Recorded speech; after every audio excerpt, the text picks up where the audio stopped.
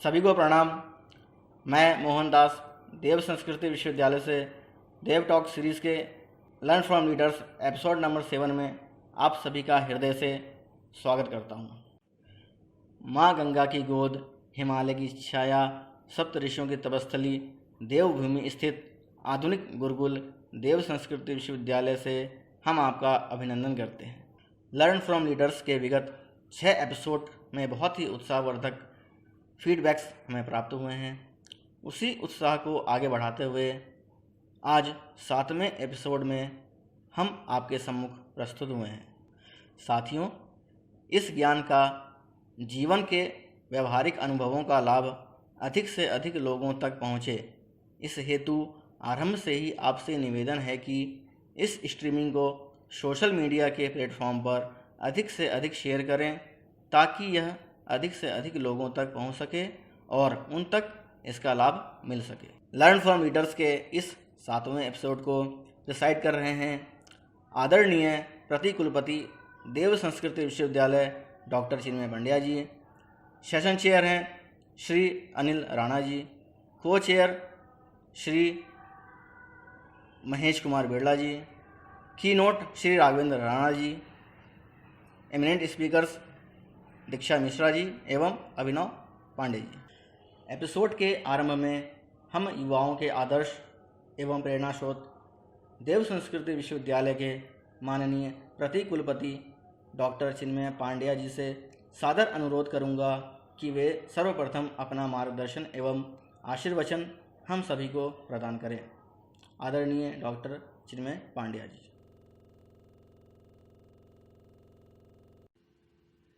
सभी भाई बहनों को भाव भरा प्रणाम। देखते देखते अपने लर्न फ्रॉम लीडर्स का जो एक अद्भुत प्रयास रहा, उस प्रयास की जो ये यात्रा है वो आज 7वीं कड़ी तक पहुंच गई है। 7वें एपिसोड को हम लोग आज छूने जा रहे हैं और इस नए एपिसोड के साथ साथ गायत्री विद्यापीठ के शांति कुंज के देव संस्कृति विश्वविद्यालय के कुछ ऐसे छोटे भाई बहन, ऐसे अपने भाई बहन जो आज लब्ध प्रतिष्ठ स्थानों पर पहुंचे हुए हैं और जिनके जीवन के अनुभवों से प्रेरणा प्राप्त करके अनेकों लोग अपने जीवन की दिशा को निर्धारित कर रहे हैं, ऐसे कुछ लोगों की जीवन यात्रा को सुनने का, समझने का, उनसे प्रेरणा प्राप्त करने का अवसर आप लोगों को मिलने वाला है। और इस शुभ अवसर पर अनेकों शुभकामनाएं देने के अतिरिक्त जो एक और सोच में आप लोगों के साथ साझा करना चाह रहा था, वो ये करना चाह रहा था कि जो प्रयास है वो हर व्यक्ति के भीतर उपस्थित नेतृत्व करने की क्षमता को जागृत करने का प्रयास है। आज समाज को जिस चीज़ की आवश्यकता सबसे ज़्यादा है वो प्रेरणास्पद व्यक्तित्वों की आवश्यकता है। आज के समय की चुनौतियाँ लगभग वैसी ही चुनौतियाँ हैं जैसे कभी युग के बदलने के समय और एक क्रांतिकारी परिस्थितियों में, जैसे रामायण की परिस्थिति थी, महाभारत की परिस्थिति थी, इस तरह की परिस्थितियों में मानवता के सम्मुख उपस्थित होती रही। भगवान राम के सम्मुख भी कुछ ऐसी ही चुनौती थी। उनके सामने असुरता को पद्दलित करने की, अन्याय का अंत करने की, रावण का विध्वंस करने की, लंका के दमन की चुनौती थी और साथ ही साथ ये भी चुनौती थी कि प्रकाश का अवतरण, देवत्व का जागरण, ऋषि लोग सुरक्षित रहें, धर्म की स्थापना हो, राम राज्य प्रतिष्ठित हो सके। तो दोनों चुनौतियां एक साथ लेकर के भगवान का आगमन धरती पर हुआ। दुष्प्रवृत्तियों का उन्मूलन हो, सत्प्रवृत्तियों का संवर्धन हो।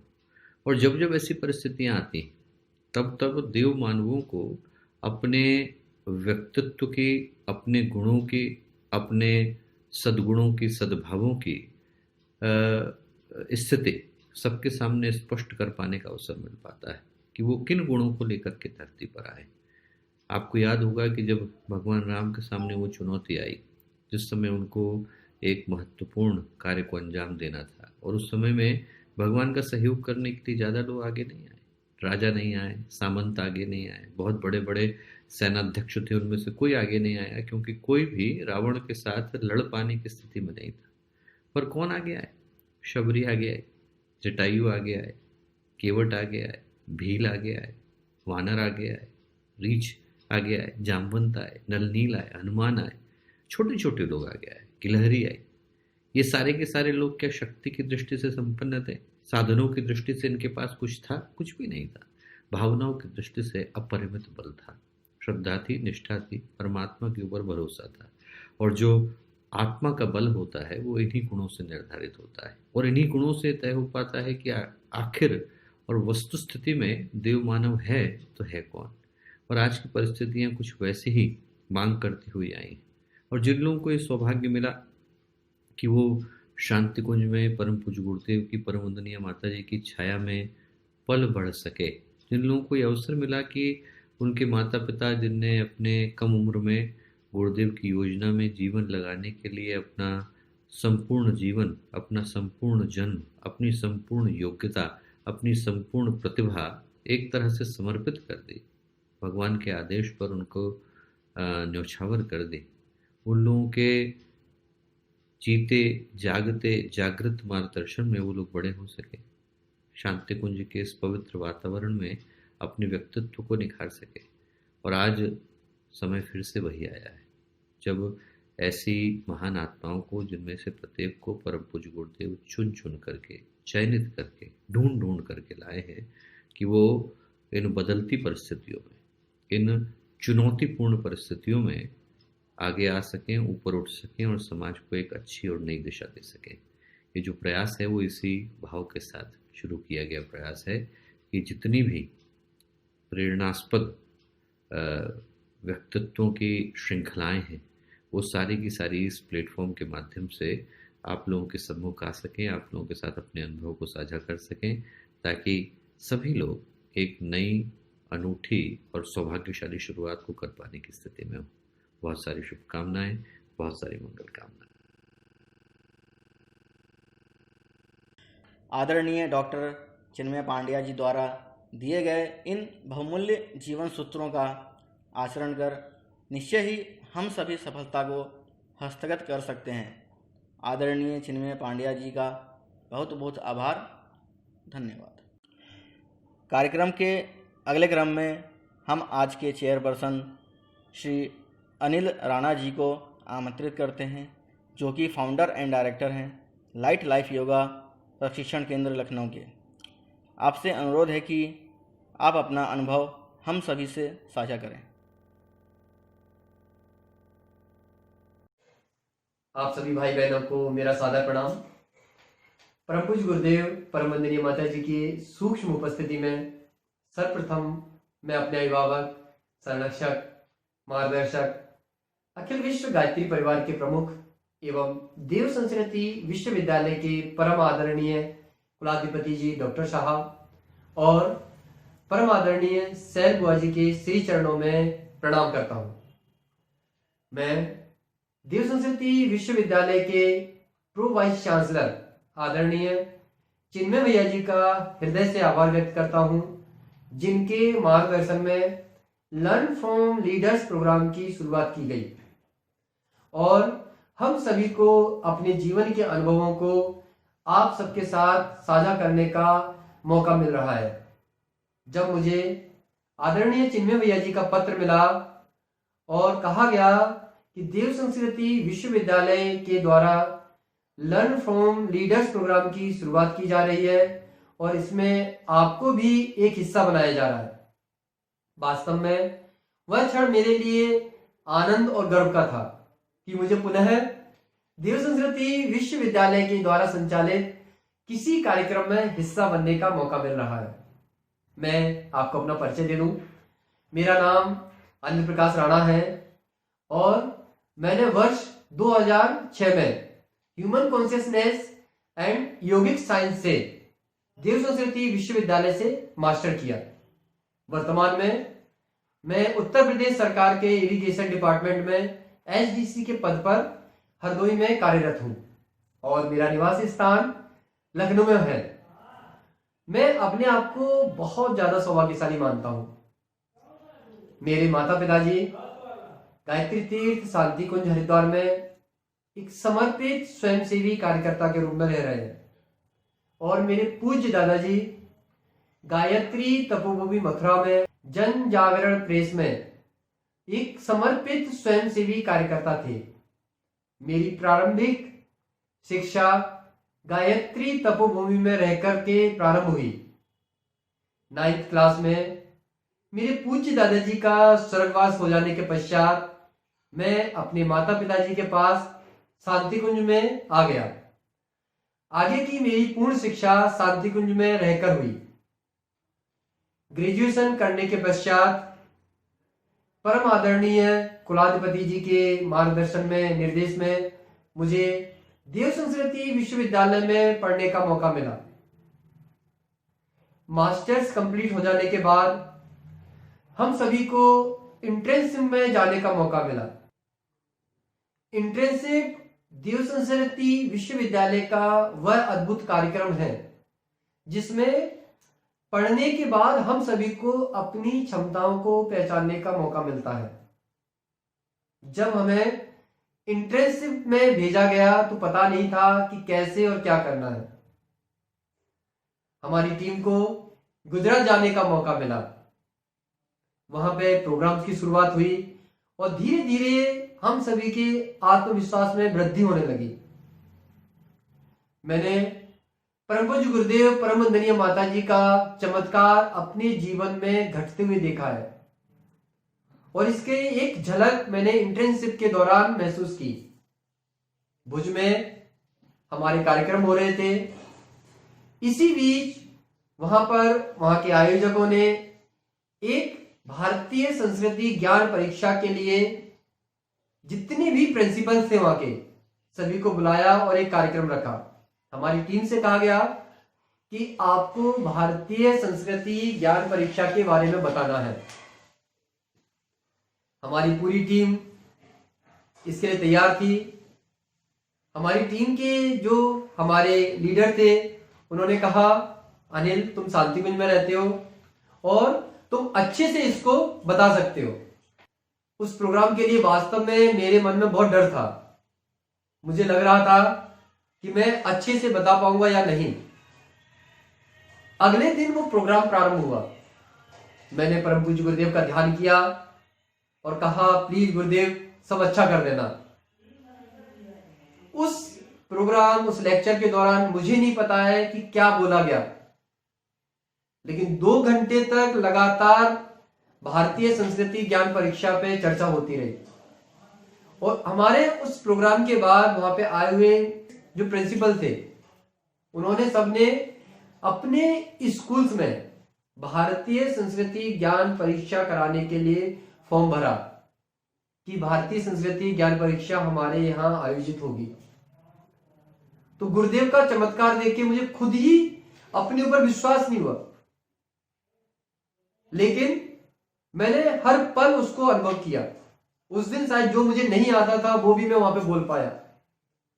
वो सिर्फ परम पूज्य गुरुदेव की शक्ति और उनके प्रताप और उनका चमत्कार ही था कि वो सब संभव हो पाया।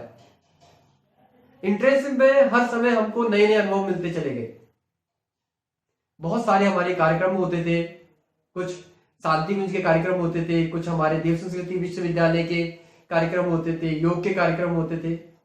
वहां से आत्मविश्वास कई गुना बढ़ता हुआ चला गया। आने के पश्चात मेरा एक ध्येय क्लियर था कि मुझे कहीं नौकरी नहीं करनी, अपना कोई भी कार्य शुरू करना है, लेकिन पता नहीं था कैसे और कब। इसी बीच मुझे लखनऊ आने का मौका मिला। यहां पर मैं अपने निजी कार्य से आया हुआ था और मैं जिनके पास आया हुआ था उनसे बातों ही बातों में उन्होंने पूछा कि आप क्या करना चाहते हैं।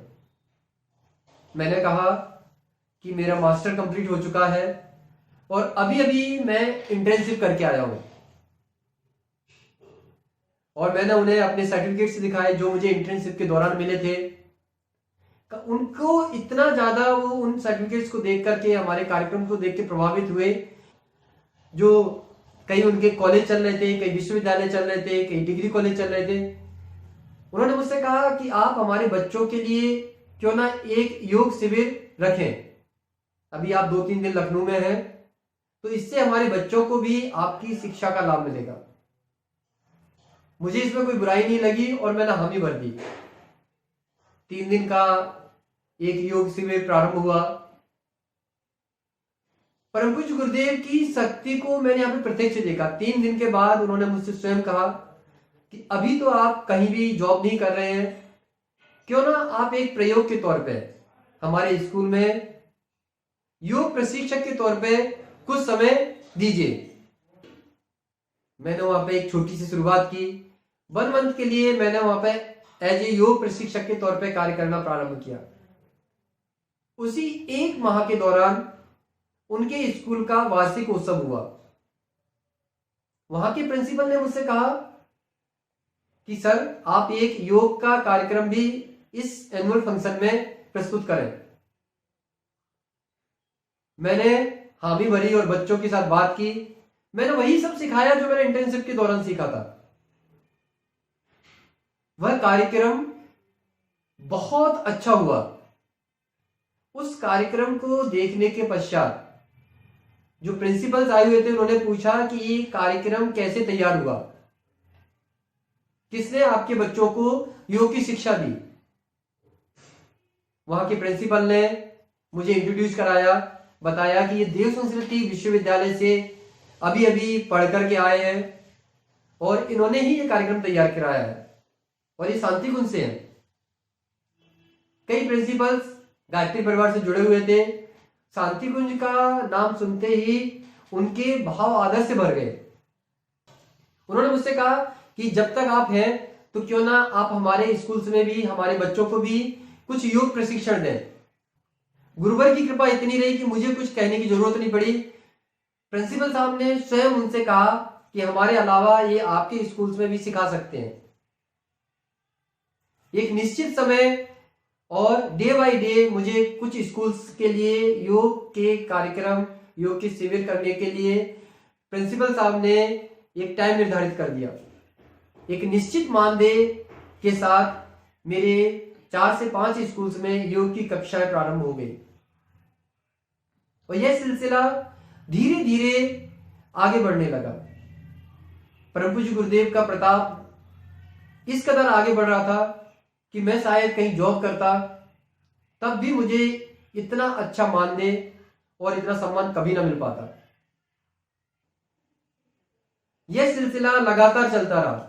2008 में मुझे देव संस्कृति विश्वविद्यालय द्वारा संचालित डिस्टेंस लर्निंग प्रोग्राम में एक हिस्सा बनने का मौका मिला। वहां पे पढ़ाने का और प्रायोगिक परीक्षाएं लेने का। यह मेरे लिए बहुत ही अच्छा अनुभव रहा। मेरे आत्मविश्वास को इसने कई गुना ज्यादा बढ़ा दिया। 2008 से 2010 तक नियमित रूप से मैं डिस्टेंस लर्निंग प्रोग्राम्स की कक्षाएं और प्रायोगिक कक्षाएं दोनों लेने लगा। इसी बीच मुझे उत्तर प्रदेश के सबसे बड़े ट्रेनिंग इंस्टीट्यूट जहां IAS, PCS की ट्रेनिंग्स होती हैं, वहां पर एज ए योग प्रशिक्षक के तौर पर नियुक्त कर लिया गया। इसे मैं परम पूज्य गुरुदेव का प्रताप ही मानता हूं, क्योंकि जो परिजन मुझे वहां पर एक दिन के लिए योग प्रशिक्षक के तौर पे लेकर के गए थे, वहां के जो एडिशनल डायरेक्टर थे इतने ज्यादा प्रभावित हुए कि उन्होंने मुझसे पूछा आप कहां से आए हैं। मैंने जब उन्हें बताया कि मैं शांतिकुंज से आया हूं तो वो भी शांतिकुंज से जुड़े हुए थे। शांतिकुंज का नाम लेते हुए विशेष चर्चाओं में लगे। उन्होंने मुझसे कहा कि आपके पास अखंड ज्योति है क्या? मैंने कहा हाँ बिल्कुल है। कह रहे मेरी आ नहीं रही है, आप मुझे अखंड ज्योति दीजिए। वहां से मैंने देखा कि अखंड ज्योति का कितना ज्यादा महत्व, कितना ज्यादा गुरुदेव की वाणी का प्रभाव अखंड ज्योति के माध्यम से लोगों के जीवन में पड़ रहा है। उन्होंने मुझे योग प्रशिक्षक के तौर पर नियुक्ति पत्र दे दिया। अगले दिन से मैं PCS अधिकारियों को ट्रेनिंग देने लगा। लेकिन इसके साथ मैंने एक छोटा सा काम किया कि मैं अखंड ज्योति जितने भी अधिकारी आते थे उनको जरूर देता था। उस अखंड ज्योति का प्रभाव मैंने प्रत्यक्ष अपनी आंखों से देखा कि हर अधिकारी यही कहता था कि इससे अच्छी मैगजीन हमने नहीं देखी, ना पढ़ी। इसी के साथ साथ 2010 में मैंने एक छोटा सा योग केंद्र प्रारंभ किया जो वर्तमान में बहुत ही अच्छा कार्य कर रहा है। 2015 आते आते मुझे मेरे जीवन में एक बहुत बड़ा, इसे आप सरप्राइज कह लीजिए, कि उत्तर प्रदेश गवर्नमेंट में इरिगेशन डिपार्टमेंट में जूनियर असिस्टेंट के तौर पर नियुक्ति मिली। मैंने उस जॉब को ज्वाइन कर लिया और मेरी इसके साथ साथ योग की कक्षाएं नियमित रूप से सुबह और शाम चलती रही और अनवरत रूप से चल रही है। वर्तमान समय में योग का प्रभाव इतना ज्यादा है कि जो हम इस समय पूरी दुनिया जिस पैंडेमिक से गुजर रही है उसमें योग को सबसे ज्यादा महत्व दिया जा रहा है। मैं बहुत सारे मिनिस्टर्स, कैबिनेट मिनिस्टर्स की क्लास लेता हूं, उच्च अधिकारियों की कक्षाएं होती हैं जिसमें योग के प्रभाव के साथ साथ मैंने शांति कुंज का और देव संस्कृति विश्वविद्यालय का विशेष प्रभाव देखा है। वर्तमान में देव संस्कृति विश्वविद्यालय जैसा विश्वविद्यालय शायद ही अभी कहीं संभव है। वहां का वातावरण, वहां की शिक्षा, संस्कार हमें अनायास ही प्राप्त हो जाते हैं। तो यह सौभाग्य हमें जब हम वहां से अपनी शिक्षा दीक्षा पूर्ण करते हैं, बाहर निकलते हैं, तब महसूस होता है। देव संस्कृति विश्वविद्यालय के माध्यम से 2011 से 2014 तक उत्तर प्रदेश के पीएससी जितने भी ट्रेनिंग इंस्टीट्यूट्स में है उसमें जाने का मौका मिला। योग के क्षेत्र में ही जब मैंने ये नहीं सोचा था कि इस लेवल तक जाने का मौका मिलेगा, लेकिन परम पूज्य गुरुदेव का प्रताप चमत्कार घटता हुआ चला गया कि जहां मेरे जैसा स्टूडेंट जो हमेशा सेकंड क्लास से पास हुआ, जिसका कोई निश्चित लक्ष्य नहीं था, आज जीवन में किसी प्रकार की कोई भी कठिनाई नहीं है। बस इसके लिए एक बात मैंने सतत देखी कि आप निरंतर किसी एक कार्य में लगे रहिए। बीच बीच में बहुत सारे प्रलोभन आए, बहुत सारे ऐसे मौके मिले जब मैं इसको छोड़ करके अन्यत्र भी काम कर सकता था, लेकिन मैंने कभी भी योग के क्षेत्र को नहीं छोड़ा और धीरे धीरे उसमें सफलता मिलती हुई चली गई। मुझे नहीं पता है कि लीडर्स की क्या बात होती है, लेकिन जब आप निरंतर किसी कार्य में लगे रहते हैं तो अपने आप लीडर बन जाते हैं। आज मैं अपनी सफलता के लिए देव संस्कृति विश्वविद्यालय को सबसे बड़ा माध्यम मानता हूं। विशेषकर जो मैंने इंटर्नशिप के दौरान वक्त बिताया वो मेरे जीवन का सबसे परिवर्तन करने वाला समय था, जहां से मुझे ये सोचने का मौका मिला कि हम अपने आप से कार्य करते हुए भी आगे बढ़ सकते हैं। मैं जो देव संस्कृति विश्वविद्यालय पढ़ रहे हैं, जो हमसे जुड़े हुए हैं परम पूज्य गुरुदेव परम वंदनीय माता जी से, उनके उज्जवल भविष्य की कामना के साथ साथ उनके लक्ष्य की प्राप्ति की प्रार्थना करता हूं। मैं पुनः हृदय से आभार करता हूं हमारे देव संस्कृति विश्वविद्यालय के प्रो वाइस चांसलर परम आदरणीय चिन्मय भैया जी का, जिन्होंने हम सबको मौका दिया कि हम अपनी बात को आप सबके सामने रख पा रहे हैं। इसी उज्जवल भविष्य की कामना के साथ मैं अपनी वाणी को विराम देता हूं। ओम शांति शांति शांति। धन्यवाद अनिल राणा जी, आपने जो व्यवहारिक अनुभव साझा किए हैं वो निश्चय ही हम सभी को प्रेरित करेंगे। एपिसोड को आगे बढ़ाते हुए इस सत्र के को चेयर श्री महेश बिरला जी को आमंत्रित करना चाहूँगा। आप देश के प्रतिष्ठित संस्थान जवाहर नवोदय विद्यालय में संगीत शिक्षक के रूप में अपनी सेवाएं झाबुआ मध्य प्रदेश में प्रदान कर रहे हैं। आपसे अनुरोध है कि आप अपना अनुभव हम सभी से साझा करें। श्री महेश बिरला जी। सभी को नमस्कार। परम पूज्य गुरुदेव परम वंदनीय माता जी की सूक्ष्म उपस्थिति में आदरणीय कुलाधिपति महोदय, आदरणीय कुलपति महोदय और इस भारत देश के प्रत्येक युवा को अपने विचारों, अपने मार्गदर्शन के द्वारा एक नई ऊर्जा एवं उसके जीवन में आमूलचूल परिवर्तन करने वाले हमारे प्रतिकुलपति महोदय आदरणीय चिन्मय भैया को आपके बीच में अपनी बात रखने का मुझे अवसर प्रदान किया, इसके लिए मैं धन्यवाद ज्ञापित करता हूं। मित्रों, देव संस्कृत विश्वविद्यालय द्वारा एक बहुत ही अनूठा कार्यक्रम जिसका नाम लर्न फॉर लीडर्स, एक नई युवा पीढ़ी को तैयार करना, उसके अंदर एक नया जोश, उसके अंदर एक नई आध्यात्मिक शक्ति का बीजारोपण करना आज बहुत बड़ी आवश्यकता है। मैं आपको अपने कुछ अनुभवों से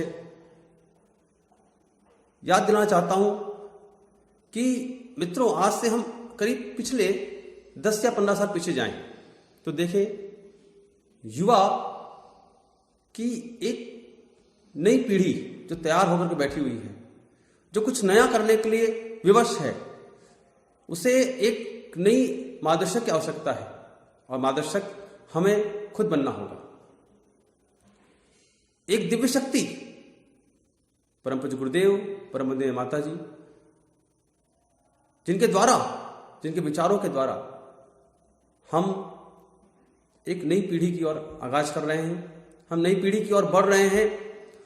हम प्रार्थना करते हैं कि सबका जीवन आध्यात्मिकता की ओर अग्रसित हो, सबका जीवन एक नई क्रांति की ओर अग्रसित हो, जो क्रांति का नाम वैचारिक क्रांति। सतयुग आएगा, 21वीं सदी आएगी, पर इसके लिए हमें आगे आना होगा, हमें आगे बढ़ना होगा और एक नए राष्ट्र का निर्माण करना होगा। भगवान कृष्ण ने गीता में कहा है कि अगर आपके कार्यों से कोई खुश होता है, आपकी प्रशंसा करता है, तो आप इतने खुश न हो जाएं। आप ये देखें कि उसके अंदर वो दृष्टि आ चुकी है कि वह आपके कार्यों की प्रशंसा कर रहा है। अपने अंदर हम जो सेवा भावना लेकर के आए, सेवा भावना परमार्थ का दूसरा आधार है। परम पूज्य गुरुदेव ने लाखों पुस्तकें लिखी हैं।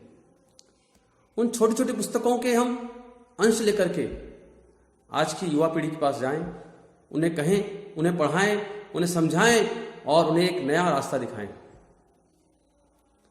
मित्रों, मैं इस समय वर्तमान में जवाहर नवोदय विद्यालय झाबुआ 2 में संगीत अध्यापक के पद पर कार्यरत हूं।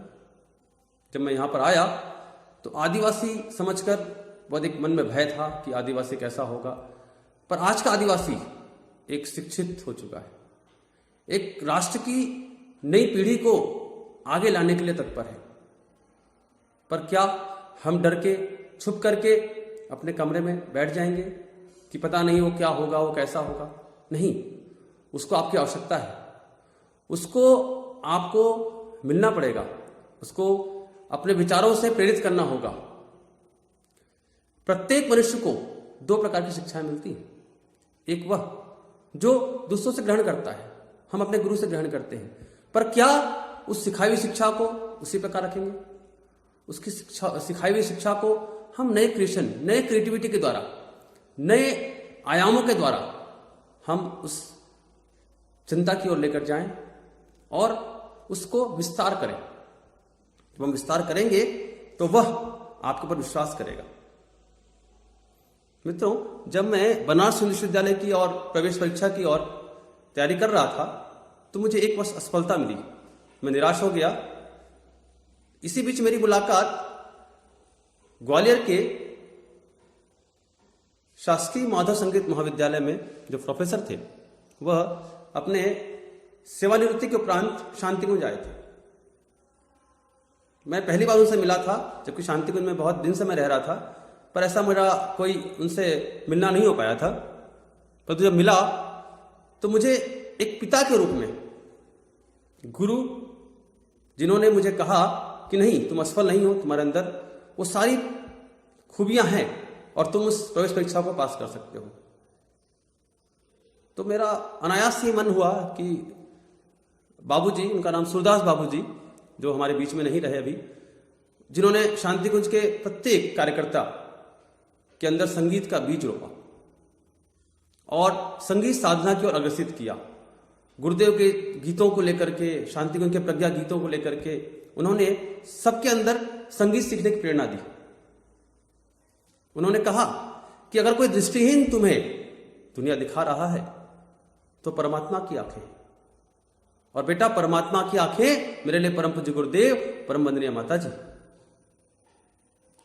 वह कहते थे पूर्ण निष्ठा और गुरु के प्रति समर्पण जब होगा तभी आप निस्वार्थ भाव से गुरु की सेवा कर पाएंगे, उसके विचारों को जन जन तक फैला पाएंगे। विचारों को फैलाने के लिए आपके अंदर पीड़ा होगी, तो हमें उस निष्ठा के साथ, उस पीड़ा के साथ में गुरुदेव की वैचारिक क्रांति को आगे बढ़ाना पड़ेगा। लीडर्स बनना बहुत कम पहले कोई सोचता भी नहीं था, पर आज लीडर्स आपको हर गली में मिल जाएंगे। पर ऐसा लीडर्स हमको नहीं बनना है। हमको किसी के जीवन को बदलना है, ऐसा लीडर बनना है। खुद को शिक्षित समझकर भगवान को भूलने की हम गलती करते हैं। हम शिक्षित हो जाते हैं तो हम कहते हैं कि हमारी मेहनत से हम शिक्षित हुए, हम मेहनत से हमने डिग्री प्राप्त की है।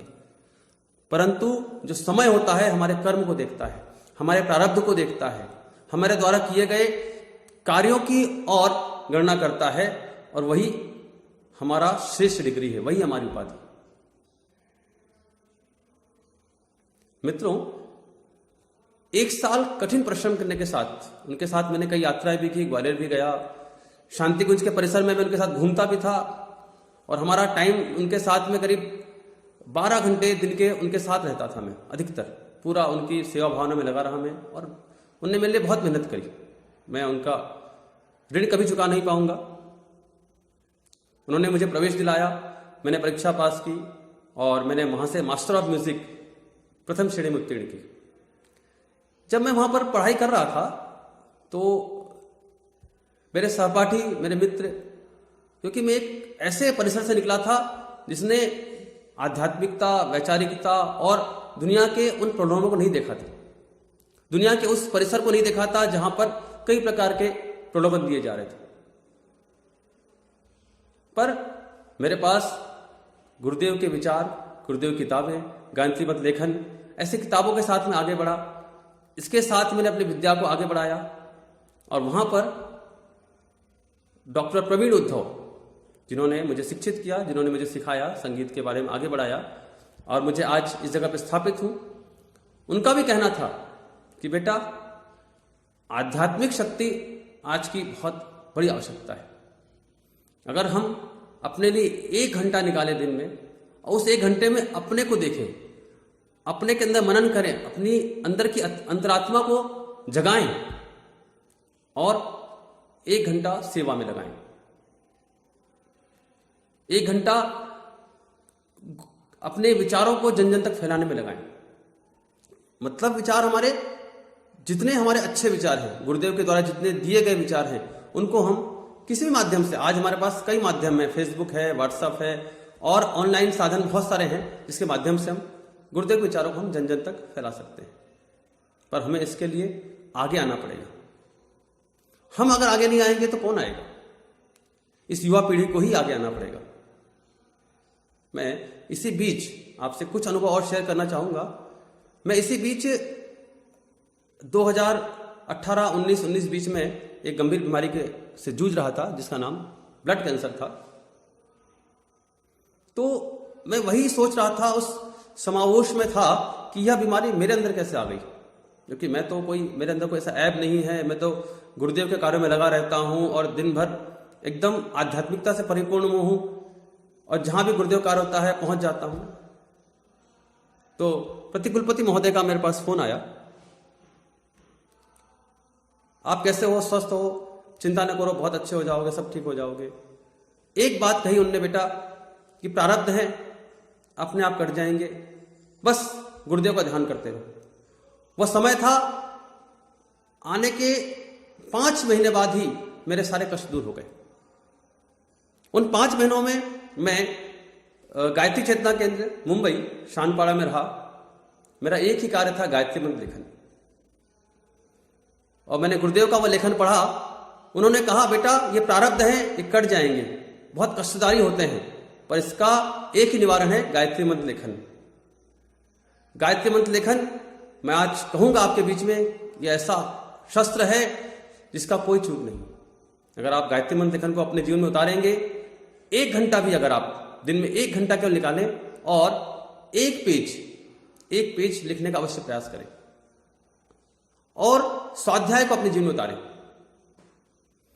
स्वाध्याय ऐसी चीज है, ऐसा अस्त्र है जो आपको किसी बड़े से बड़े वैचारिक व्यक्ति से भी मिलने पर कोई भय नहीं होगा।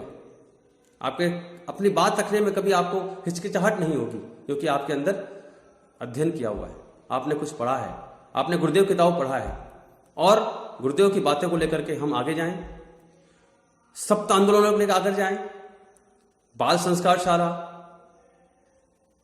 छोटे छोटे प्रयोग, वृक्षारोपण, नशा मुक्ति आंदोलन में हमें ही आगे आना पड़ेगा, इस युवा शक्ति को ही आगे आना पड़ेगा। तो मेरा आपसे अनुरोध है कि हम सभी मिलकर इस समर्थ राष्ट्र, शिक्षित राष्ट्र, एक युवा राष्ट्र, इस सपनों का भारत बनाकर अपना ऋण हम चुकाएंगे और हम इस देश को फिर से वही भारत की सोने की चिड़िया की ओर सिरमौर करेंगे। ऐसी आशा और विश्वास के साथ मैं आप सभी का धन्यवाद करता हूं। आपने मेरी बात को सुना और आपसे विनम्र प्रार्थना है कि समय निकालें और गुरुदेव के विचारों को जन जन तक फैलाएं। नमस्कार। धन्यवाद महेश बिड़ला जी। जीवन में संगीत की महत्ता एवं विद्यार्थी जीवन में सफलता के संदर्भ में आपके व्यवहारिक अनुभव अत्यंत लाभकारी सिद्ध होंगे। लर्न फ्रॉम लीडर्स के इस 7वें एपिसोड के की नोट स्पीकर हैं श्री राघवेंद्र सिंह राणा जी।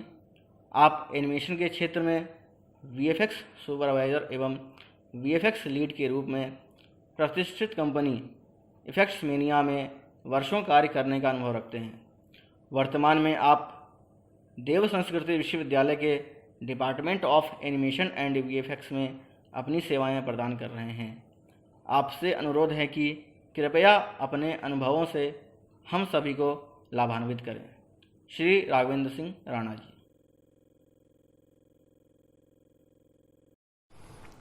नमस्कार, आप सभी को मेरा प्रणाम।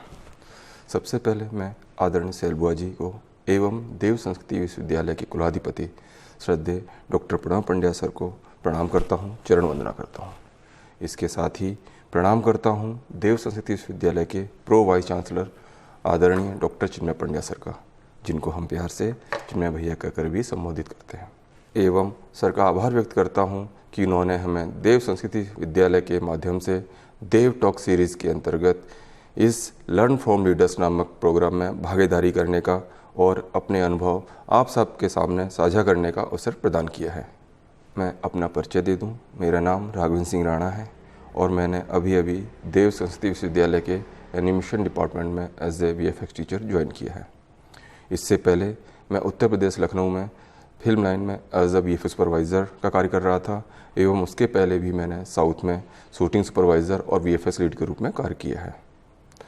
मैं गायत्री परिवार शांतिकुंज का ही निवासी हूँ। मेरे माता पिता शांतिकुंज में ही स्वयंसेवी कार्यकर्ता के रूप में कार्यरत हैं।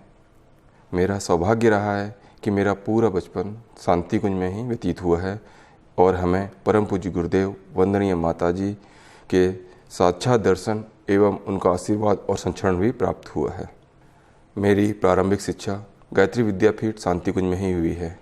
विद्यापीठ में हमें एजुकेशन के साथ साथ स्वावलंबी बनने की शिक्षा भी मिली और स्व अनुशासन का बोध भी बचपन से ही कराया गया, जो हमारे जीवन में आज भी बहुत काम आता है। हम सभी बच्चे वंदनीय माता जी के द्वारा स्थापित नवयुग दल के सदस्य हुआ करते थे, जिसके अंतर्गत हमें शुरू से ही शांतिकुंज की कई गतिविधियों में भागीदारी करने और उसमें हिस्सा लेने का मौका मिला। चाहे वो यज्ञ कराना हो, दीपे कराना हो, नवरात्रि साधना हो या शांतिकुंज के बड़े बड़े प्रोग्राम जैसे बसंत पंचमी, गायत्री जयंती और गुरु पूर्णिमा। इन सभी कार्यक्रमों में सभी बच्चों के साथ मिलकर भोजनालय में सेवा देना हो या प्रणाम की लाइन में लगे हुए सभी परिजनों को पानी पिलाना हो, हमने हमेशा इन सभी कार्यक्रमों में पूरे उत्साह के साथ और प्रसन्नता के साथ हिस्सेदारी की है। इसके साथ ही महीने के अंत में सभी कार्यकर्ताओं के साथ मिलकर सामूहिक श्रमदान किया करते थे। इससे हमारे अंदर स्वयंसेवी भाव भी जागृत हुआ है। नवयुग दल के नाम से एक किस्सा याद आ रहा है। उस समय शायद हम लोग 12वीं या 11वीं या 12वीं में ही पढ़ रहे थे और हम लोगों को हरिद्वार से लेकर के आगरा मथुरा तक साइकिल यात्रा करने का मौका मिला था। जब हम निकले थे तो हमें पता नहीं था कि हम लोग कैसे मतलब साइकिल से इतनी दूर आगरा मथुरा तक पहुंचेंगे और वो भी धोती कुर्ता पहन के साइकिल कैसे चलाएंगे। लेकिन गुरुदेव एवं वंदनीय माता जी के आशीर्वाद से हमें रास्ते में कहीं भी कोई भी दिक्कत नहीं हुई, ना ही कोई परेशानी हुई। और तो और जहाँ भी हम जाते थे वहाँ के परिजन पहले से ही हमारा स्वागत करने के लिए खड़े रहते थे। हम जहाँ से भी निकल रहे थे हम पर पुष्प वर्षा हो रही थी, फूल मालों द्वारा हमारा स्वागत किया जा रहा था। और नाइट में हम जहाँ भी रुकते थे वहाँ हमसे मिलने के लिए सारे परिवार के जितने भी परिजन थे सब इकट्ठे हो जाते थे। वो हमसे शांतिकुंज की गतिविधियों के बारे में जानकारी लेने के लिए और परम पूज्य गुरुदेव वंदना माता जी के विषय में जानने के लिए बहुत उत्सुक रहते थे। हमें पूरे रास्ते में इतना प्यार और मान सम्मान मिला कि हम उतना सोच भी नहीं सकते थे। वो गुरुदेव और माता जी का ही प्रताप था कि जो हमें इतनी ताकत दे रहा था कि हम दिन भर साइकिल चलाते थे और शाम को या रात्रि में जहाँ भी रुकते थे वहाँ पर हम दीपे कराते थे। सुबह कहीं सुबह यज्ञ भी करवाते थे और उसके बाद फिर हम अपने साइकिल यात्रा प्रारंभ कर देते थे। इस बीच में हमें कहीं पर भी बिल्कुल भी थकान का अनुभव नहीं हुआ। और सबसे बड़ी बात ये थी कि जो गायत्री परिवार का महत्व देखने को मिला हमें इस यात्रा के दौरान, वो उसकी मतलब उस मान सम्मान को और उस महत्व को हम शब्दों में शायद बयान नहीं कर पाएंगे। और वो यात्रा हमारे लिए कभी ना भूलने वाली यात्राओं में से एक है। शांतिकुंज में सभी लोग एक परिवार के रूप में ही एक साथ ही रहते हैं, जिससे हमारे अंदर शुरू से ही बचपन से ही एक दूसरे के लिए प्यार, बड़ों के लिए मान सम्मान का भाव जागृत हुआ और जो हमारे जीवन में आज भी एड्रेस हमारे लिए वैसी का वैसा ही बना हुआ है। अब अगर मैं आज के समय की बात करूं तो आज मैं जो कुछ भी हूं उसमें परम पूज्य गुरुदेव एवं परम वंदनीय माता जी के आशीर्वाद के साथ साथ शांतिकुंज के वरिष्ठ गुरुजनों का एवं बड़े भाइयों का बहुत बड़ा योगदान रहा है। उन्होंने फोटोग्राफी एवं डिजाइनिंग के प्रति मेरी रुचि को देखते हुए मुझे एनिमेशन कोर्स करने का सुझाव दिया और उसमें एडमिशन करवाने में मेरी मदद भी की। इसके बाद मैंने देव संस्कृति विश्वविद्यालय से 2010-2011 में VFX कोर्स किया। कोर्स कंप्लीट करने के बाद मुझे DSVV से ही मुंबई में प्लेसमेंट मिल गया और मैं मुंबई चला गया, जहाँ से मैंने अपनी जॉब स्टार्ट की। इसके बाद फिर मैं मुंबई से साउथ चला गया और साउथ से फिर मैं यूपी में भी रहा और वहाँ पे भी मैंने अलग अलग तरीके से अलग अलग जगहों पर फिल्म लाइन में एज ए VFX काम किया और धीरे धीरे आगे बढ़ता रहा। मुझे बॉलीवुड, हॉलीवुड, साउथ की movies, Bhojpuri movies, Marathi movies, अन्य कई भाषाओं में काम करने का मौका मिला हुआ है। जॉब में होते हुए मुझे प्रोफेशनल लाइफ के साथ पर्सनल लाइफ में भी बहुत कुछ सीखने को मिला। जैसे जॉब करते हुए मुझे पता चला कि प्रोफेशनल लाइफ में सिर्फ स्किल डेवलपमेंट ही नहीं, पर्सनैलिटी डेवलपमेंट भी बहुत ज़रूरी है। आपके उठने बैठने का तरीका, आपके बात करने का तरीका, आपके ऑफिस में आपके सीनियर्स के साथ आपका बिहेवियर कैसा है, ये सब चीज़ के अंतर्गत देखी जाती है और ये आपके प्रमोशन पर, आपके आगे बढ़ने में आपके लिए बहुत ज़्यादा हेल्पफुल होता है। इसके साथ दूसरा देखा जाए तो कम्युनिकेशन स्किल्स। कम्युनिकेशन स्किल आज के टाइम पे बहुत ज़्यादा ज़रूरी है। मुझे इंग्लिश में बोलने में बहुत दिक्कत होती थी और जब तक मैं मुंबई में रहा तब तक तो उसकी खास ज़रूरत नहीं पड़ी और मैं एडजस्ट करता, मतलब अपना काम मेरा चलता रहा। लेकिन जब मैं साउथ में शिफ्ट हुआ, मेरा साउथ चला गया, साउथ में मैंने जॉब ज्वाइन की, तो साउथ में दो लैंग्वेज ही बोली जाती थी, तमिल या मलयालम या फिर इंग्लिश। और तमिल और मलयालम मुझे बिल्कुल भी नहीं आती थी, थोड़ी बहुत इंग्लिश आती थी लेकिन बोलने में दिक्कत होती थी। तो मुझे वर्क आते हुए भी, काम आते हुए भी मैं कभी अपने आप को रिप्रेजेंट नहीं कर पा रहा था। फिर मैंने धीरे धीरे वहाँ पे इंग्लिश पे थोड़ा ध्यान दिया, सुधारने की कोशिश की और अपनी समस्या को दूर करने की कोशिश की। और इसके बाद एक पॉइंट होता है कि जब हम वर्क होते हैं, मतलब काम करते हैं, जॉब कर रहे होते हैं, तो हम लोग अपनी हेल्थ पर बिल्कुल भी ध्यान नहीं दे पाते हैं। और मुझे लगता है कि हेल्थ पर ध्यान देना हमारे लिए सबसे ज़्यादा ज़रूरी है। प्रॉब्लम ये होती है कि जब हम ऑन जॉब होते हैं तो हमारे टाइमिंग कोई निश्चित नहीं होती, आने जाने की मतलब सिर्फ ऑफिस में जाने का टाइम हमारा फिक्स होता है, लेकिन हम वापस कब आएंगे, लौटेंगे कब, इसका कोई टाइम फिक्स नहीं होता। वो वर्क ओवरलोड के ऊपर होता है। लेकिन फिर भी हमें कोशिश करनी चाहिए कि हम जितना भी टाइम अपनी हेल्थ के लिए निकाल सकें, अपने स्वास्थ्य के लिए निकाल सकें, थोड़ा बहुत घूमना फिरना, थोड़ी एक्सरसाइज, थोड़ी इवनिंग वॉक, मॉर्निंग वॉक, जो भी हो, मतलब जैसे भी हो, थोड़ा बहुत अपने एक्सरसाइज के लिए, अपने स्पोर्ट्स के लिए या अपने शरीर के लिए हमें थोड़ा बहुत टाइम निकालना ही चाहिए। इसके बाद हमें अपने अंदर लीडरशिप की क्वालिटी को डेवलप करना बहुत ज़रूरी है। और मुझे लगता है कि हमें जब भी मौका मिले अपने आप को प्रूव करना चाहिए, उस जिम्मेदारी को उठा करके अपने सीनियर्स को, अपने बॉस को, सबको प्रूव करना चाहिए कि हम उस चीज़ को कर सकते हैं। इसके बाद एक पॉइंट और भी है जो मैं आपसे शेयर करना चाहूँगा कि हमें एडजस्टेबल होना चाहिए, क्योंकि जब तक हम लोग घर में रहते हैं, स्टूडेंट लाइफ में रहते हैं, तो हर चीज़ हमें हमारे हिसाब से चाहिए होती है। और शायद कहीं ना कहीं रो के, गुस्सा हो के या कुछ मतलब माँ बाप को इमोशनली करके हम अपनी उस चीज़ को अपने हिसाब से चला भी लेते हैं। लेकिन जब आप ऑन जॉब होते हैं, ऑन फील्ड होते हैं, तो वहाँ पर हर चीज़ आपके हिसाब से नहीं होती। कभी कभी आपको ऑफिस में एडजस्ट करना पड़ता है, कभी जिसके साथ आप रूम शेयर कर रहे हैं उस रूममेट के साथ अपने आप को एडजस्ट करना पड़ता है। अगर आप ऐसा नहीं कर पाएंगे तो आपको आगे जाके समस्या आपकी बढ़ती ही जाएगी। इसलिए मुझे लगता है कि हमारे जीवन में हमें थोड़ा बहुत एडजस्टेबल भी होना चाहिए। और एक पॉइंट और है जो सबसे ज़्यादा इम्पोर्टेंट मुझे लगता है कि हम लोगों को ऑफिस में या और जहाँ हम रहते हैं वहाँ पर अपने सीनियर्स को सम्मान देना चाहिए, उनको रिस्पेक्ट करनी चाहिए। उनके साथ जब भी वो आपको चीज़ बताएं, समझाएं, उसको ध्यान से सुनें और वैसा करने की कोशिश करें। क्योंकि जब हम बाहर रहते हैं, ऑन जॉब रहते हैं, तो हमारे वर्क से रिलेटेड कोई समस्या हो या कभी कभी लाइफ में कोई समस्या चल रही हो, ये लोग ही हमारी मदद करते हैं। अगर इनके साथ हमारा जितना अच्छा रिलेशन रहेगा उतना ज़्यादा हमें फ़ायदा मिलता है। इनमें से बहुत सारी समस्याओं से निपटने में मुझे देव संस्कृति विश्वविद्यालय में जो एक्स्ट्रा एक्टिविटीज़ की जाती हैं उनसे बहुत फ़ायदा मिला। जब हम लोग डीएसवी में पढ़ रहे थे तो मुझे नहीं समझ में आता था कि यार जब हम एनिमेशन के छात्र हैं तो हमें एनिमेशन पढ़ाया जाए, इसके अलावा ये दूसरी एक्टिविटीज़ क्यों की जाती हैं, ये योगा क्लासेस, लाइफ मैनेजमेंट और बाकी अदर एक्टिविटीज़ हम लोगों को उतना समझ में नहीं आता था। परंतु जब बाहर गए और वर्क के ओवरलोड पड़ा तो स्ट्रेस को दूर करने में यही एक्स्ट्रा एक्टिविटीज़ हमारे बहुत काम आई। जब नींद पूरी नहीं होती थी तो योग निद्रा के माध्यम से थोड़ा अपनी थकान दूर कर लेते थे, या जब स्ट्रेस होता था तो योग और प्राणायाम के माध्यम से अपने आप को रिलैक्स कर लेते थे। जॉब में हर दिन किसी न किसी समस्या से सामना होने पर देव संस्कृति विश्वविद्यालय में सिखाई गई सभी बातें हमें याद आती थीं और वो कहीं ना कहीं हमारी उन समस्याओं का निवारण भी करती थीं। फिर चाहे वो श्रद्धेय कुलाधिपति जी की गीता की क्लास क्यों ना हो, चाहे योगा क्लासेस क्यों ना हो, या चाहे लाइफ मैनेजमेंट क्लासेस क्यों ना हो, इन सब ने मेरी लाइफ में मुझे कहीं ना कहीं बहुत मदद की है। मैंने आज जितना भी अचीव किया है या मैं जो कुछ भी हूँ उसमें परम पूज्य गुरुदेव एवं परम वंदनीय माता जी के आशीर्वाद के साथ साथ शांति कुंज के सभी गुरुजनों का एवं मेरे माता पिता का आशीर्वाद हमेशा मुझे प्राप्त होता रहा है, एवं शांति कुंज के बड़े भाइयों का पूर्ण सहयोग एवं आशीर्वाद मिला है। इसके लिए मैं तहे दिल से उनका आभार व्यक्त करता हूँ, उनको प्रणाम करता हूँ।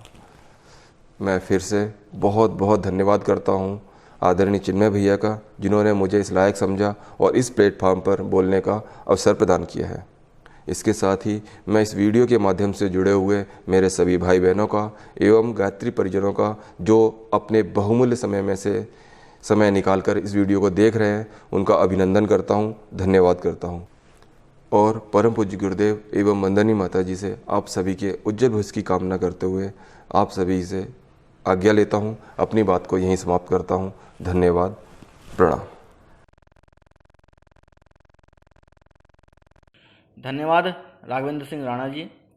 विद्यार्थी जीवन काल में लिए गए छोटे छोटे इनिशिएटिव किस प्रकार से भविष्य में उपयोगी सिद्ध होते हैं, इस संदर्भ में आपका मार्गदर्शन हम सभी को निरंतर प्रेरणा देता रहेगा। आपका बहुत बहुत धन्यवाद। आइए साथियों, अगले क्रम में सेशन की एमिनेंट स्पीकर दीक्षा मिश्रा जी को हम आमंत्रित करते हैं। आप देव संस्कृति विश्वविद्यालय के एंटरप्राइज रिसोर्स प्लानिंग ERP विभाग में फंक्शनल प्रोग्रामर के रूप में अपनी तकनीकी सेवाएं प्रदान कर रही हैं। मैं आमंत्रित करता हूँ दीक्षा मिश्रा जी को। नमस्कार।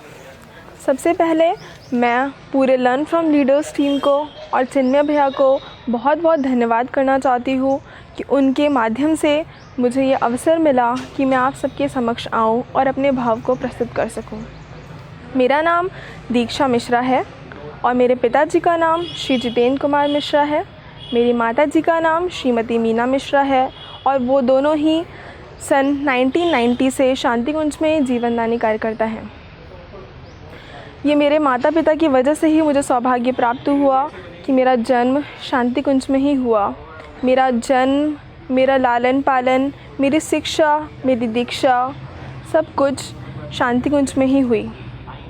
शांति कुंज हरिद्वार उत्तराखंड में गंगा की गोद और हिमालय की छाया में स्थित एक तपोवन और आश्रम है जो परम पूज्य गुरुदेव पंडित श्री राम शर्मा आचार्य ने अपने तपोबल और तप के माध्यम से बनाया है। गुरुदेव ने इसे महाकाल का घोंसला और 21वीं सदी की गंगोत्री कहा है। शांति कुंज में मैं बचपन से रही हूँ। यहाँ पे हमें सतत ही फूफा जी बुआ जी का प्यार, आशीर्वाद और मार्गदर्शन मिलता रहता है। वो हम बच्चों को बहुत ही स्नेह देती हैं और हमेशा हम लोग को ऊपर प्रतीक्षालय में बुला के कोई भी अवसर हो उसमें लड्डू देती हैं। हमें बहुत खुशी होती है। और गुरुदेव ने पंडित श्री राम शर्मा आचार्य ने शांति कुंज को 4 वर्ण में स्थापित किया है। उसे कहा 4 वर्ण में उसे वर्णित किया है। पहला है गुरुकुल। गुरुकुल उसे कहा जाता है जिसमें किशोरावस्था में बालक शिक्षा ग्रहण करते हैं, ज्ञान प्राप्त करते हैं। दूसरा गुरुदेव ने इसे आरण्यक कहा है। आरण्यक वो होता है जहाँ पे शादीशुदा लोग रहते हैं या फिर उसे बोल सकते हैं कि गृहस्थ लोग रहते हैं। गुरुदेव ने गृहस्थ को एक तपोवन कहा है जहाँ पे परिवार में रह के ही जो साधक, जो साधिकाएं होती हैं वो लोग समाज सेवा करते हैं। तीसरा गुरुदेव ने इसे आश्रम कहा है। आश्रम वो होता है जिसमें कि जो जीवनदानी कार्यकर्ता होते हैं वो लोग रहते हैं, तप करते हैं, साधना करते हैं, निस्वार्थ भाव से सेवा करते हैं। और चौथा गुरुदेव ने इसे तीर्थ कहा है। तीर्थ वो होता है जो पवित्र स्थल होता है जिसे गुरुदेव ने इस शांति कुंज को तीर्थ अपने तपोबल और ज्ञान और साधना के माध्यम से स्थापित किया है। मैं अपनी शिक्षा की बात अगर करूं तो मेरी शिक्षा गायत्री विद्यापीठ से हुई है। गायत्री विद्यापीठ गुरुदेव ने शांति कुंज में ही बनाई है और यहाँ पे सारे शांति कुंज के बच्चे पढ़ते हैं। ये गुरुकुल परंपरा पे स्थापित है जिसमें अलग अलग वर्ण, अलग अलग भाषा, अलग अलग संस्कृति, अलग अलग देश के विद्यार्थी एक साथ पढ़ते हैं। ये शांति कुंज एक मिनी यूनिवर्स है जिसमें अलग अलग प्रदेश के, अलग अलग देश के बच्चे पढ़ते हैं और मुझे बहुत सौभाग्य प्राप्त हुआ कि मैं इन अलग अलग भाषाओं के देश के बच्चों के साथ एक साथ पढ़ी हूँ, जिनके माध्यम से मेरे अंदर इस संस्कृति, पूरे हिंदुत्व की संस्कृति का मेरे अंदर समावेश हुआ। मेरी आगे की शिक्षा देव संस्कृति विश्वविद्यालय से हुई है। देव संस्कृति विश्वविद्यालय जो गुरुदेव का सपना था और उसको श्रद्धेय ने 2002 में स्थापित किया। DSCV, we can state that the university with a difference. It is because क्योंकि इस देव संस्कृति विश्वविद्यालय में शिक्षा के साथ साथ विद्या का भी समावेश छात्रों में स्थापित किया जाता है। शिक्षा वो होती है जो हमें सिर्फ डिग्री देती है, बट विद्या हमें मोरल, संस्कार और हमें कैसे रिएक्ट करना है छोटों के साथ, बड़ों के साथ, ये सब सिखाती है। मेरे अंदर देव संस्कृति विश्वविद्यालय में पढ़ने से बहुत कुछ चेंजेस आए। मेरे अंदर स्किल डेवलपमेंट हुआ, ऑल ओवर पर्सनालिटी डेवलपमेंट देव संस्कृति विश्वविद्यालय में ही हुआ। वहाँ पे श्रद्धेय के गीता क्लास के माध्यम से, श्रद्धेय के ध्यान क्लास के माध्यम से मैंने बहुत कुछ पाया और अपने जीवन को बहुत बदला। वहाँ पे जो हमारे अध्यापक हैं वो लाइफ मैनेजमेंट की क्लासेस के माध्यम से हमें न ही सिर्फ ज्ञान देते हैं बल्कि अपने आचरण से हम लोग को शिक्षा देते हैं। तो मेरा एजुकेशन पूरा यहीं से हुआ, शांति कुंज से, और अभी भी मैं शांति कुंज में ही हूँ इस पेंडेमिक में। इस पूरे लर्न फ्रॉम लीडर्स सीरीज़ में मुझे अपने बड़ों से बहुत कुछ सीखने को मिला। मैं अपने सारे भैया दीदी लोग को बहुत बहुत धन्यवाद करना चाहती हूँ और इस पूरे अपने अभी तक के लाइफ के जर्नी से अपने छोटे को कुछ मैसेज और कुछ थोड़ा बहुत अपने बातें थॉट्स शेयर करना चाहती हूँ। सबसे पहली चीज़ मैं आप लोग को कहना चाहती हूँ, दैट इज़ द स्टेटमेंट, कर्म करो और फल की चिंता मत करो। दैट ये मैंने श्रद्धेय की गीता क्लास के माध्यम से सीखा है। ये थॉट उन्होंने समझाया हमें, अलग अलग श्लोक के माध्यम से बहुत सारी बातें उन्होंने सिखाई। ये मुझे श्लोक बहुत ही अच्छा लगा कि हमें अपने एफ़र्ट्स देने हैं, टेंशन नहीं लेना, स्ट्रेस्ड आउट नहीं होना। पूरे जो भी हमारे एक्शन का टाइम रहेगा उसमें हमें बहुत आराम से बस अपना गिव अप देना है 100%, और उसका रिज़ल्ट क्या आएगा उसकी चिंता नहीं करनी, वो तो हमें भगवान पे छोड़ देना है। The second one is there is no shortcut for achieving any success. कि अगर हमें कोई बड़ा कुछ अचीव करना है या हम कुछ बड़ा करना चाहते हैं तो हम लोग को शॉर्टकट कोई नहीं है। हमें एक जो फिक्स्ड रूट है उस रूट को ही फॉलो करके चलना पड़ेगा, तभी हम कुछ बड़ा अचीव कर सकते हैं। The third one is the things which you don't ignore, just enjoy और सेलिब्रेट इट। कि हम जिस चीज़ को इग्नोर नहीं कर सकते, हमें पता है वो चीज़ हमें करनी ही करनी है, उसको हम लोग इन्जॉय करके करें, सेलिब्रेट करके करें। ये थॉट जो है, मेरे एक स्कूल टीचर थे, वो स्टेटमेंट हमेशा बोला करते थे और मुझे स्टेटमेंट बहुत ही अच्छी लगी। मैंने अभी तक इस चीज़ को अपने जीवन में उतारने की कोशिश की है कि जैसे कि फॉर एग्ज़ाम्पल कि जैसे बच्चे हैं, अब बच्चों आपको तो पढ़ना ही है, देयर इज़ नो सल्यूशन कि हम नहीं पढ़ेंगे तो काम नहीं चलेगा, because education is the very important pillar for building any individual और फॉर बिल्डिंग एनी नेशन। सो आपको पढ़ना ही पढ़ना है तो आप उसको एंजॉय करके पढ़िए, सेलिब्रेट करके पढ़िए, ट्राई कि उसमें मुझे मज़ा आए। And the fourth one is that कि ऐसे लाइफ में बहुत सारे पल आते हैं जब हम लोग बहुत डिप्रेस्ड हो जाते हैं, बहुत परेशान हो जाते हैं, या फिर ऐसे परिस्थिति हमारे अनुकूल नहीं होती तो उसमें बहुत हम विचलित हो जाते हैं। कोई भी व्यक्ति विचलित हो जाता है।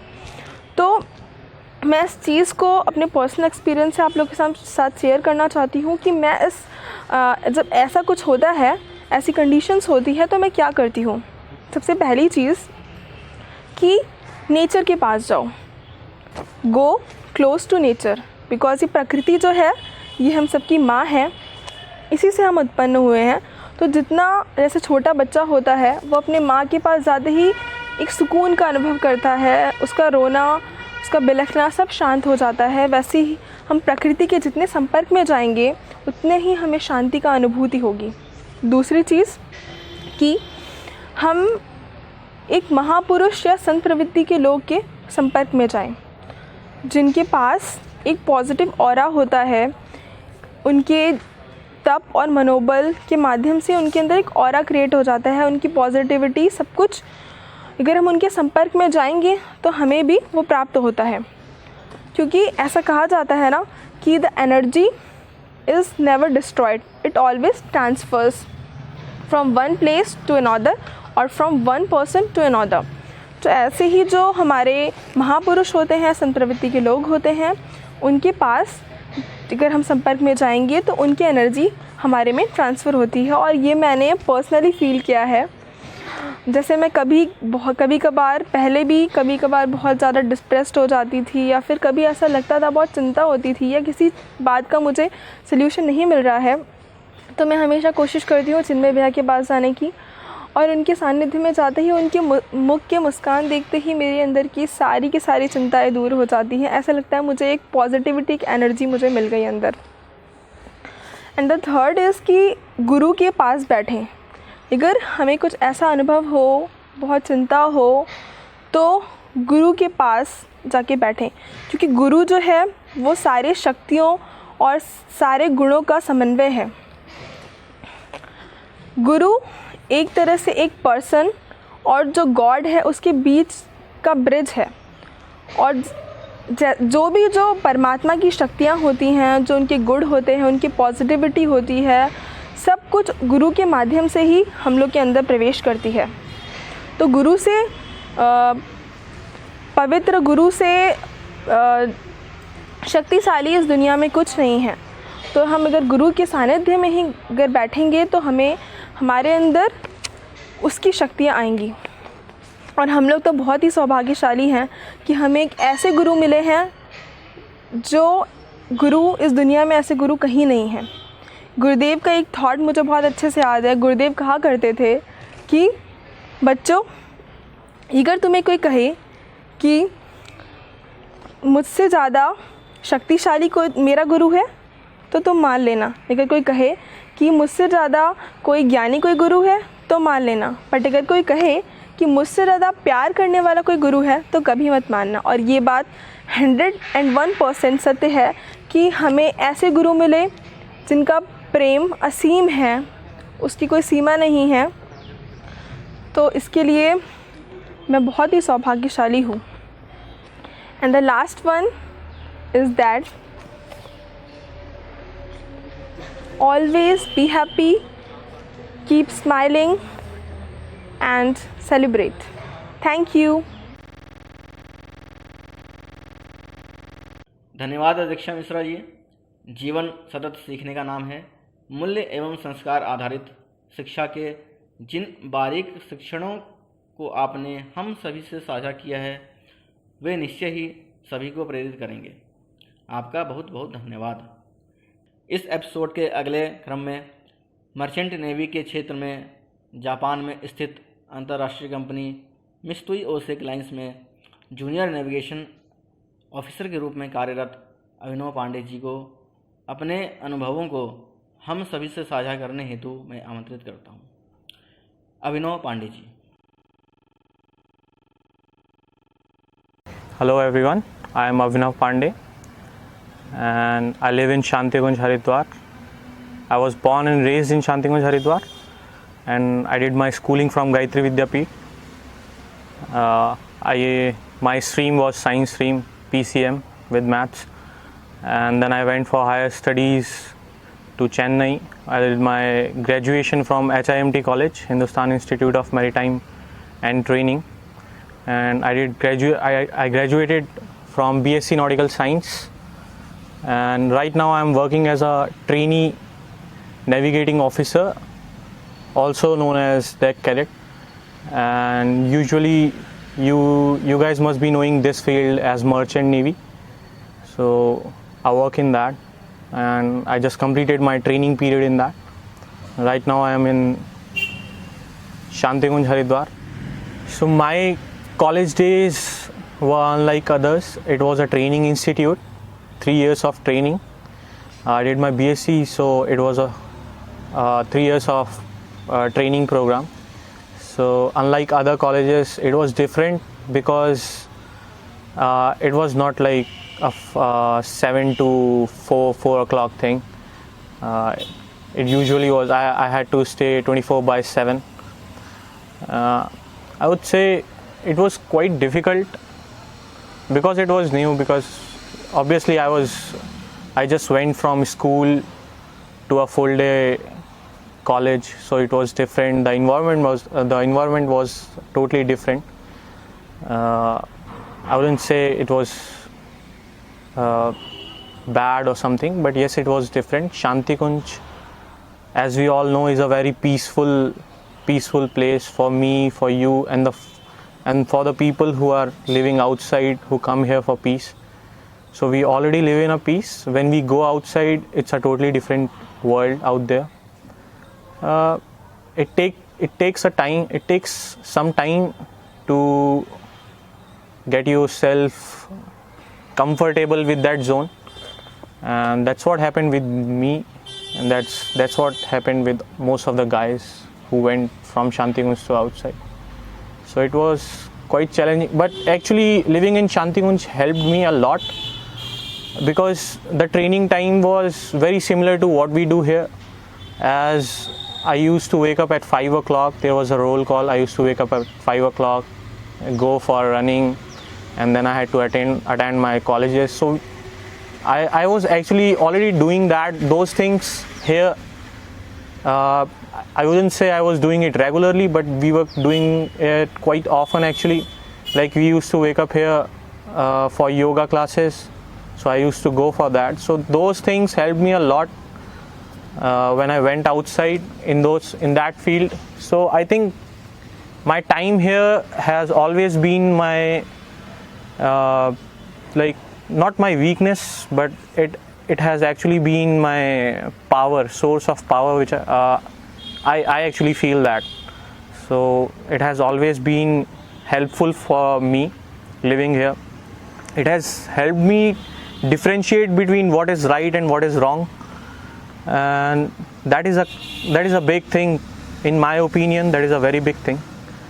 Once you know what is right and once you know what is wrong, it is very easy. Not easy, but it is still good for you to tackle things. You know what you are doing, you know how to do, you catch up pretty good. That's all I have to say. So my college time was it was good. It was hard. I had my times. It was fun too, and I was tired. I was having fun. I was playing. I was studying. I was doing a lot of things in that time, and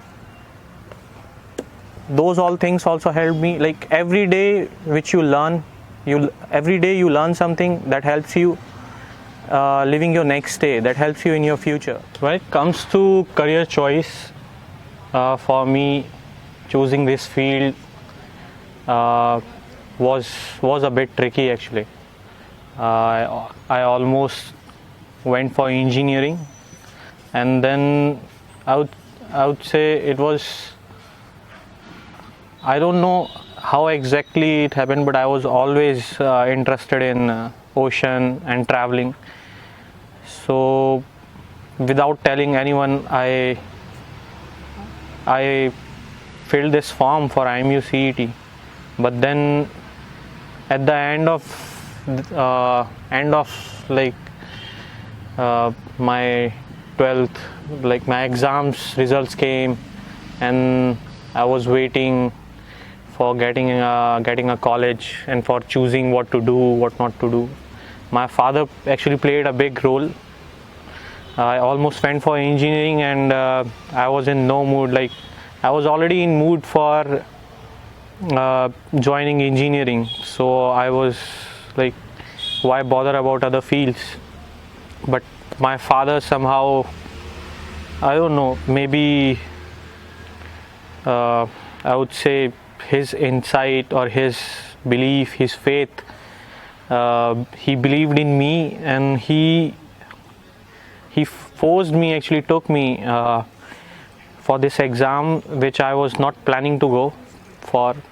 So it has been a tricky, I would say it wasn't luck, it is the people around you who push you towards the right direction when you need to, and they help you in following the right direction and to choose the correct path a lot of times.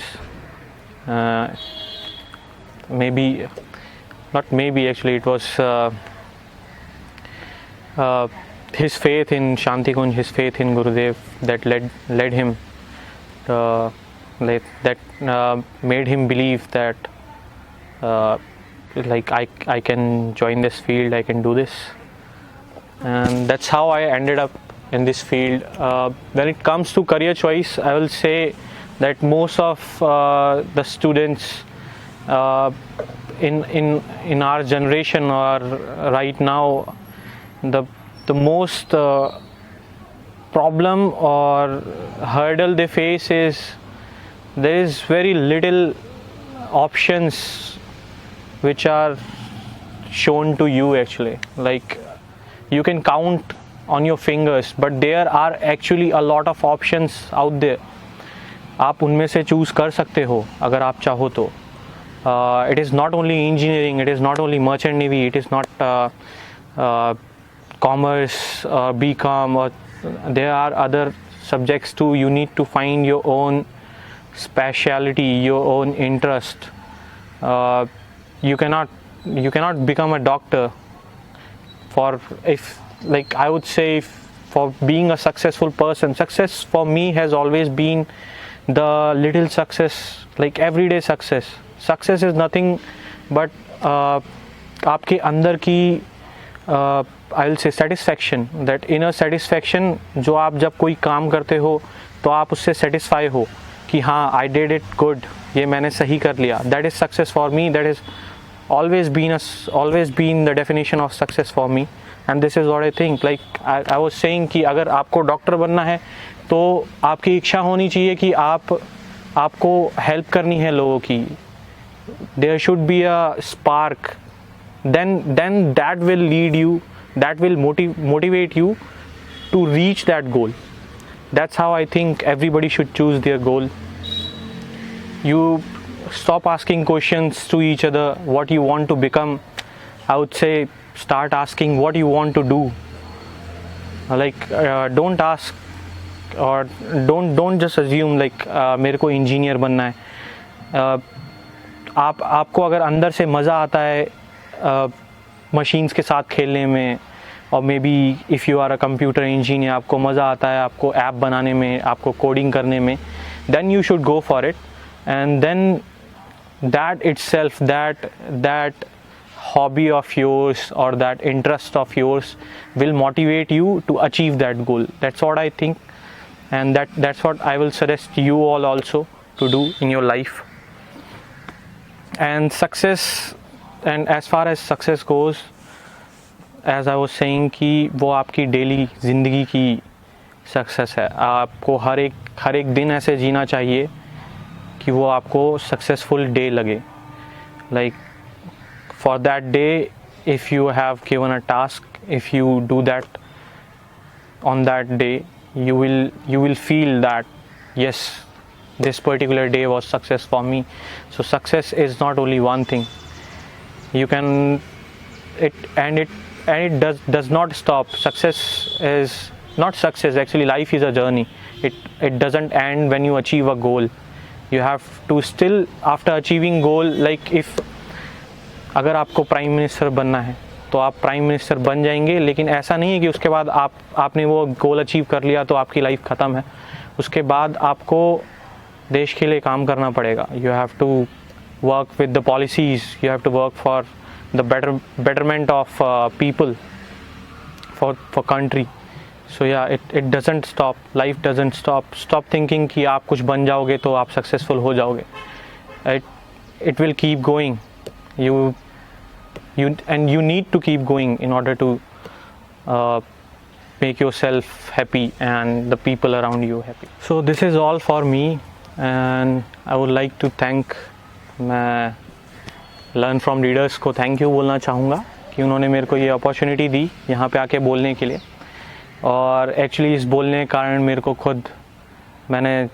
को सोचना पड़ा कि क्या बोलना चाहिए, what is success to me.